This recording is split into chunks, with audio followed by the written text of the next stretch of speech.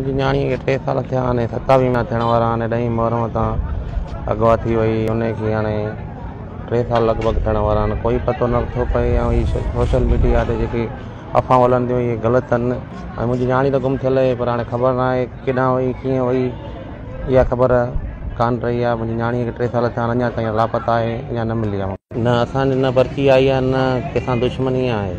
असांखे 3 सालनि में काई पर्ची न आई न का ॻाल्हि न फ़ोन आई न कॉल आई आहे। असांखे न्याणी अञा ताईं कोई पतो नथो पए।